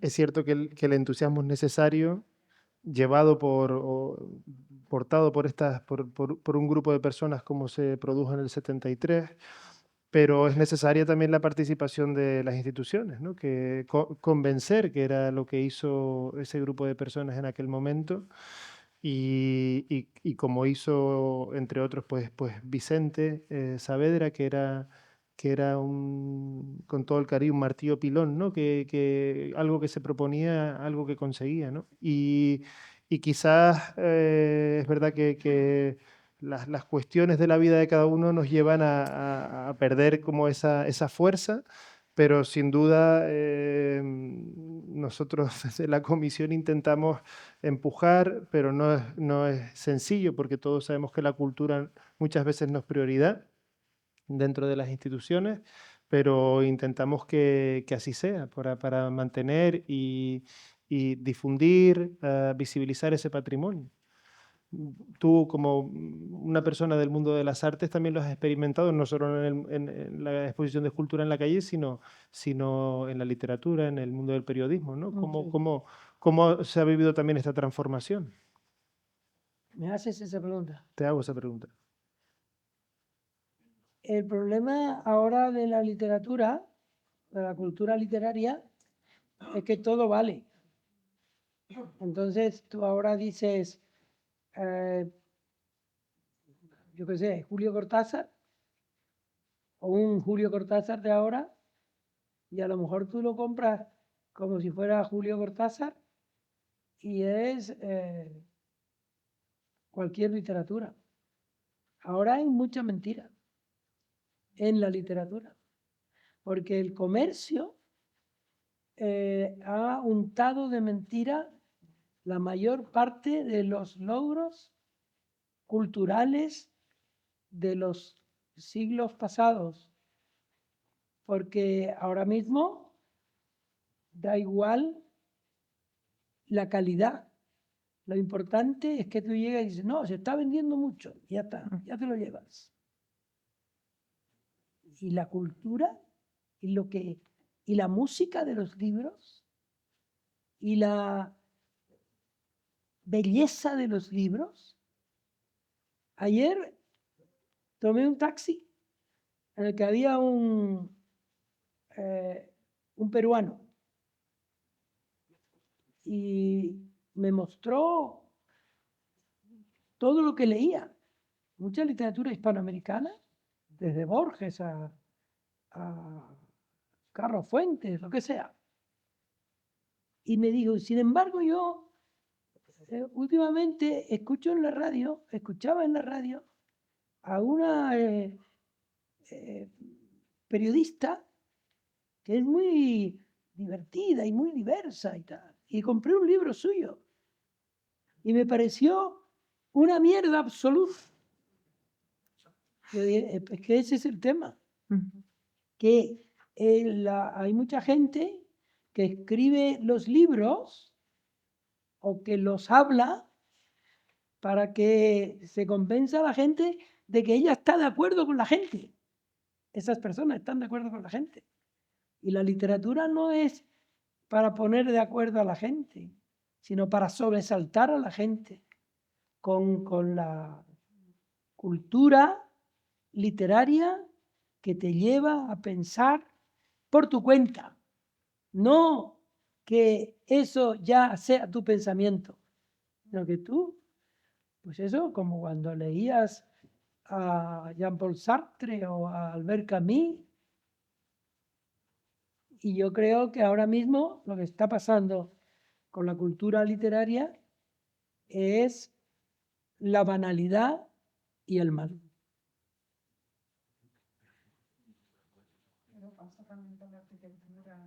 Sí, pero ya eso es el pecado de ustedes. Yo creo que es un momento social que es lo que de alguna manera nos están cargando, que el postureo, el aparentar, es más importante que el ser, no sé, que el trabajar, lo fácil, lo mediático, la validez, la falta de reflexión. Yo creo que forma parte de este momento, que por eso es un momento, digamos que gris y es incierto, como decía antes Laura. Es muy incierto porque no sabemos todo el tema informático, todos los medios de comunicación, hacia dónde va dirigida. Entonces, integrar eso va tan rápido como que no hay capacidad para tragarse todo esto y masticarlo. Entonces, ahora imagínate con la inteligencia artificial, que ya puede hacer cualquier cosa, ¿dónde queda? O sea, ¿qué es lo que queda? No, lo dice la inteligencia artificial. Hay gente joven que me dice, no, lo dice la inteligencia artificial. Y yo digo, ¿y tú qué dices? O sea, es que, ¿sabes? Es que estamos en un momento de tránsito y siempre hay que pensar que cualquier tiempo futuro será mejor. Yo me repito eso, pero a nosotros nos cuesta porque ya de alguna manera formamos parte de otra generación y de otro pensamiento. Pero tendrá que salir la luz de ahí a base de tomar conciencia, de protestar y de ser una vanguardia otra vez y volver a tener entusiasmo para cambiar las cosas. Yo creo que es cíclico. Mira, yo tengo un nieto, que es el único nieto que tengo, que tiene 13 años. Y está todo el día con maquinitas y cosas. Pero está aprendiendo, bueno, está en unas obras teatrales de musicales, ¿no? Y todas las noches lo escucho, porque se queda en nuestra casa, lo escucho cantar. Eso no es artificial. Ese chico le gusta cantar. Y canta, mucho mejor que la abuela. Pero quiero decir que, ¿por qué tenemos que preocuparnos de la inteligencia artificial? Ya se irá sola. Ya se irá sola. Porque yo ahora estoy leyendo, acabo de leer el libro de Álvaro Pombo, el último, que es un libro extraordinario. Y cuando lo estaba leyendo, yo quería seguir leyéndolo. Y yo no tenía otros ojos que para leer eso. O leo un buen artículo en la prensa y yo tengo ojos para leer eso. Y yo me enfado con lo que está pasando en Valencia, por ejemplo, y yo soy el que se enfada. No hay unos, no sé qué, requisitorias. No, hoy me toca estar enfadado con esto porque la inteligencia artificial, no me jodas. Es que nos estamos dejando llevar por la existencia de cosas que están inventadas para que nos dejemos llevar. ¿Y qué tal si leemos un libro?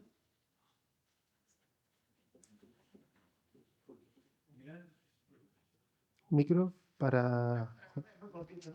No, pero Efraín, perdona, para que se te escuche. ¿No hay micro? Pues José Ángel y luego Efraín. Sí. Me gustaría apuntar una dimensión que no hemos tocado aquí y que es difícil que se toque cuando el acto es conmemorativo de algo que físicamente está y que lo podemos ver.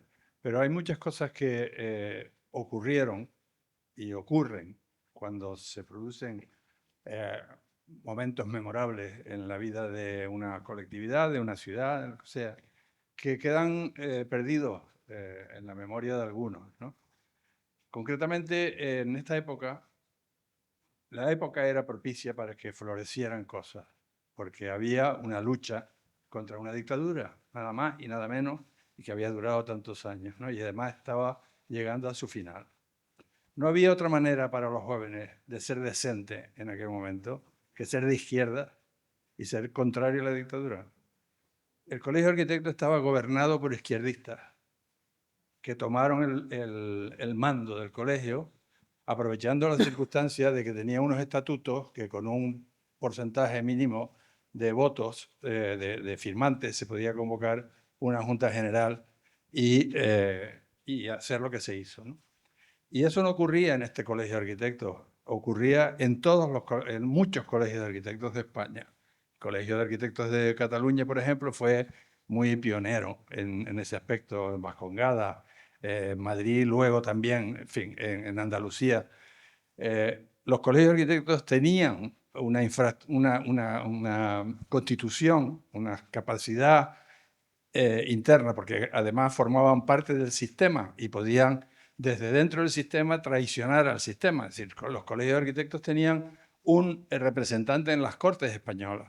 El Rubén Enrique fue procurador, representante de los colegios de arquitectos. Quiere decir que estaban dentro de la estructura política y por lo tanto, si veían que esa estructura política estaba en la situación en que estaba y desde dentro podían hacer cosas, iban a tener una resonancia muchísimo mayor que la que pudieran tener otros que lo hacían en la calle. El Colegio de Arquitectos estuvo muy vinculado, y a lo mejor muchísima gente no lo sabe, porque tampoco era para estarlo cantando, pero estuvo muy vinculado a las asociaciones de vecinos que luchaban por tener la democracia y que estaba también impulsada desde la izquierda dentro de esas asociaciones de vecinos, y también luchaban por tener una ciudad donde hubiera calles, asfalto, aceras, luces. Ese tipo de cosas no existían. Entonces, en ese contexto, es un contexto efervescente en el que pueden pasar más cosas que cuando vivimos más o menos en un establecimiento que tiene recorrido por sí mismo, ¿no? Una cuestión, para no extenderme mucho, una cuestión que se refiere a la exposición fue cuando en ese contexto, al plantearse la ubicación de las esculturas, pues hubo una opinión que fue perdedora, pero fue significativa, una opinión de por qué las esculturas no se ponían en taco o en no sé dónde, o en las afueras, en distintos sitios, con un criterio que era el que defendía ese grupo o esa corriente de opinión dentro del propio colegio, que era pues utilizar la escultura como un elemento de crear identidad en el barrio, hacer que la gente se acercara a la cultura porque la cultura se acercaba a ellos, etc. Entonces, afortunadamente, esta posición no ganó y las esculturas se establecieron donde se establecieron, porque de aquella manera hubiera tenido aquel valor coyuntural simbólico de decir, esto queremos que sea tanta ciudad como la otra de abajo, pero no hubiera habido una concentración como la que hay, que se puede recorrer en un rato, se puede recorrer en un par de horas y nutrirse de ella, ¿no? Entonces hubiera ganado algunos aspectos parciales y hubiera perdido un aspecto global que es el que hace que hoy perdure, ¿no? Entonces, yo pienso que si se quiere de alguna manera estar en sintonía con aquello, se debería empezar por estar de alguna manera llevando al Colegio de Arquitectos, a las asociaciones cívicas X, a quien sea, a promover la vida ciudadana y cultural en un sentido más general. Porque solo cuando ese caldo de cultivo esté funcionando, se podrán producir hechos de esta naturaleza, que son cíclicos en la historia. Si miramos hacia atrás, ocurren cosas de estas cada cierto tiempo, ¿no? Aquí en Santa Cruz, por ejemplo, hubo un momento brillante en el que nació el parque y nació la Rambla. Eso fue en un periodo corto, en unos cuantos años. Siempre se glorifica a un alcalde en concreto, pero fue más que eso. Fue una coincidencia de un grupo de dirigentes y una posibilidad material, porque el territorio le permitía, de que había un espacio vacío donde se podía generar un parque, había un camino que luego un trozo de él se había habilitado para lucir los primeros vehículos a motor que venían y daban paseos los domingos a las familias engalanadas, que se llamaba el Paseo de los Coches, y eso se prolongó un poquito hacia abajo y llegó hasta el monumento ese que nombraron antes, y hacia el otro lado también, hasta a cruzar el barranco, cruzar las Asuncionistas y seguir hacia la carretera del sur, ¿no? Entonces eso es lo que hoy llamamos la Rambla. En el momento de las esculturas en la calle, cuando había que el debate de dónde ponerlas, no era solo dónde ponerlas, era cómo ponerlas. Y para eso se necesitaba que hubiera ramblas en la periferia, y hoy las hay. Tan importante como la escultura en la calle en Santa Cruz de Tenerife es la exportación del modelo de la Rambla a una amplísima periferia que incluso incluye la laguna. Es decir, a lo mejor no nos damos cuenta, pero en Ofra hay una Rambla que procede de haber hecho una operación urbana que encontró eco en la política y medios económicos para hacerlo, y se quitó un espacio de aquí y otro de allá y se ensanchó una mediana de autovía que había por el medio de Ofra, el polígono, y se transformó en Rambla y se plantaron los laureles, y hoy vete a verlos, ¿no? Entonces, en el polígono del Rosario había montones de barrios dispersos de autoconstrucción, de estos que dije antes, de casas sobre el terreno, sin calles ni ningún elemento de urbanización, y se montó una Rambla aprendiendo de la ciudad esta de aquí abajo, porque imaginen ustedes, me estoy extendiendo mucho, pero bueno, voy a terminar. Imaginemos que Santa Cruz se le quita la Rambla, ¿y qué te queda? El trozo de Toscal por aquí, el Duji por allá, Salamanca por el otro lado, cosas inconexas. Es decir, hay que mirar a lo que tenemos, ver que hay una espina dorsal ahí que es la que hace que Santa Cruz sea identificable y tenga estructura, y eso mismo se hizo en el Rosario, en 6 kilómetros, se metió una rambla con calzador y luego se ha generado mucha más urbanización a los lados porque existe ya el elemento principal que produce la ciudad, ¿no? Entonces, en fin, la exportación de la cultura empieza por facilitar jardines, parques, ramblas, etcétera, en los cuales la diferencia de jerarquía entre la ciudad histórica y la ciudad periférica se vaya disminuyendo y se vaya acercando. Hoy es el momento antes se dijo, ¿por qué no se hace algo en la laguna? Bueno, está bien, estupendo, pero también ya se podía estar en condiciones de hacer una exposición en cualquiera de estos barrios que he nombrado. Y termino. Muy bien. Muy bien.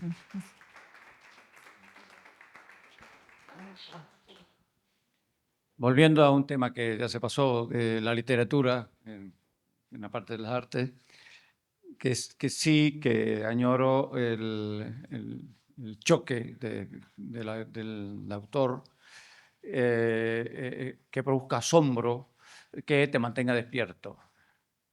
Y me saltó, y no es por analizarlo, pero aquí el autor de La siesta de Oslo y el acompañante, el partner, Carlos Schwartz, y Carlos le suelta una parida artística y que lo deja turulato al autor y el autor le contesta, Juan Cruz Ruiz aquí presente, le contesta, ¿pero qué vas a hablar tú de arte si tienes la sensibilidad metida en el fotómetro? ¿Eso dije yo? ¿Sí? Carlos, ¿eso dije yo? No me acuerdo. Eso es una novela que ha escrito Pinto. Ah, bueno. Yo no que he escrito eso. No, hombre, no, será una ficción. Será una ficción. ¿Cómo iba a decir yo? A lo mejor lo dije, pero contigo. Contigo delante.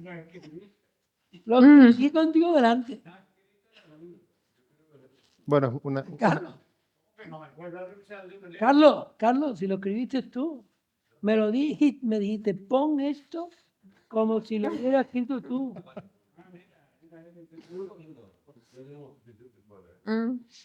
bueno, El bulo feroz. No recuerdo haberlo escrito, pero yo he escrito en muchos libros míos, he citado a gente que está aquí, como José Ángel y como Carlos, porque fueron en algún tiempo, y todavía ahora, fuentes de inspiración, porque eran muy atrevidos con la sociedad en la que vivían. Yo recuerdo cuando ellos vinieron de la península, de Barcelona, que yo veía en ellos el extranjero. O sea, ellos trajeron un poquito de extranjero a la ciudad de Santa Cruz. Carlos Schwarz, por ejemplo, todavía tenía mucho pelo y tenía la costumbre de cada vez que oía algo, cualquier cosa, miraba así. Y José Ángel miraba un poco igual, como queriendo decir, oye, si tú no has estado en Barcelona, ¿qué demonios dices? La verdad es que eran tiempos en los que nosotros teníamos además una suerte, bromas aparte. Teníamos la suerte de que estaba esa gente que yo nombro tanto. Y eso era una exigencia. Esa gente producía una exigencia. La primera vez que yo encontré a Periminic en la calle, yo le dije a don Domingo Periminic, yo le dije, yo le leo a usted mucho. ¿Y usted quién es? Yo dije, yo le conozco a usted perfectamente. Es decir, que una persona que ya había hecho su vida, su historia, etcétera, etcétera, le dijera a un Monifato, yo le conozco a usted perfectamente. Véngase a mi casa y hablamos, ¿sabes? No sé qué. Y luego me regalaba libros. Luego nos llevaban a casa de Westerland y nos emborrachábamos y después íbamos al muelle. Era una vida en común de personas de improbable encuentro. Y sin embargo ellos se hicieron encontrar y nos enseñaron un montón de cosas de la vida. La falta de generosidad que luego ha habido con esas personas, desde el punto de vista de lo que los pueblos tienen que mostrar gratitud, a mí siempre me ha molestado muchísimo. Siempre me ha molestado muchísimo. Y nada me ha molestado más que se haya publicado un libro en el que a Pérez Mini se le llama el delator y aquí no pasó nada. Es decir, de verdad, este es mi pueblo. Aquí nací yo, en el Puerto de la Cruz, pero aquí también. Y gracias a esas personas, esta ciudad fue mejor. Y cuando es mejor una ciudad por unas personas, eso es actualidad siempre. No es que sean unos, no, es que, oiga, esa gente merecía un instituto, un centro de estudios, un lugar donde se estudiara su obra, donde se aprendiera el origen de su manera de entender la vida, que era lo mejor del siglo XX. Y eran Jean-Paul Sartre y Albert Camus y Bertrand Russell. Esa gente existió e incluso existió para esa gente. Y ellos nos fueron diciendo cosas. Y la vida nos va diciendo cosas. Y a veces las tachamos porque nos da la gana, porque es mejor que haya ruido. Bueno, yo creo que es importante reivindicar no solo ese momento, sino esa figura, la figura de esas personas. Es decir, ese legado artístico, por supuesto, pero principalmente creo que aquí hablamos de esas personas que construyeron un legado y que todavía hoy bebemos de él y que han sido fundamentales. Creo que nos hemos alargado un poco en el, Yo no, yo me he quedado en la misma estatura.